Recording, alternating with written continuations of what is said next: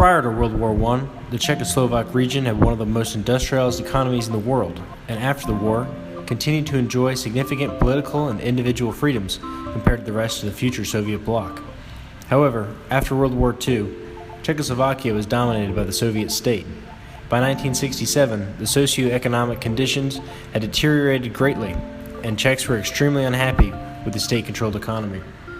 Antonin Novotny, the General Secretary of the Communist Party of Czechoslovakia, was a loyal party member and took into account the de-Stalinization policies of the USSR. He attempted to strike a compromise between the Czech reformers and Soviet Marxist-Leninists with the new economic model in January of 1967.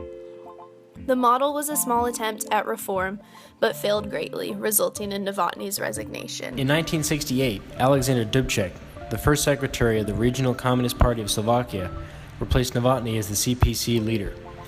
Dubček was a member within the CPC who disagreed with Novotny's principles and desired more reform.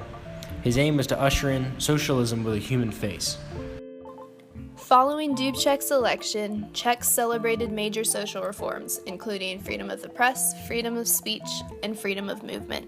This initiated the Prague Spring, a period in which reformers sought to liberalize the communist government of Czechoslovakia. During this time, Czechoslovakia became the only country to enjoy such freedoms in the Soviet bloc.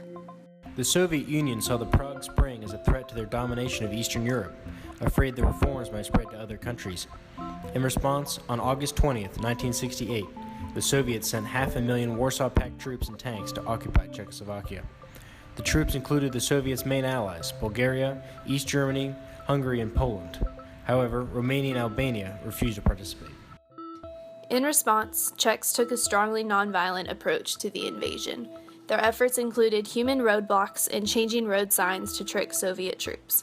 There were a few cases of self-immolation, including student John Pollock, who set himself on fire as a statement of political protest. The reaction of the United States to the invasion was limited, as NATO allies were determined to not intervene with the situation in Czechoslovakia.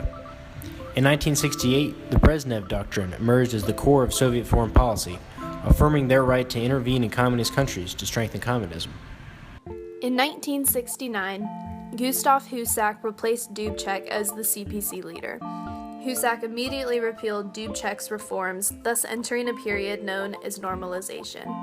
Along with repealing and modifying laws enacted under Dubček, the normalization period aimed to re-establish a centralized control over the economy, reinstate the power of police authorities, limit relations with the West, and expand relations with other socialist nations. The policies following the Soviet invasion of Czechoslovakia influenced the Soviets' later policies, leading to the invasion of Afghanistan, the Soviets threatening to invade Poland in the early 80s, and forcing other nations in the Soviet bloc to adhere to Soviet policy.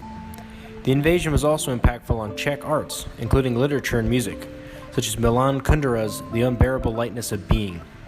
The invasion demonstrated the Soviet desire to control Eastern Europe and the lengths they will take to control countries.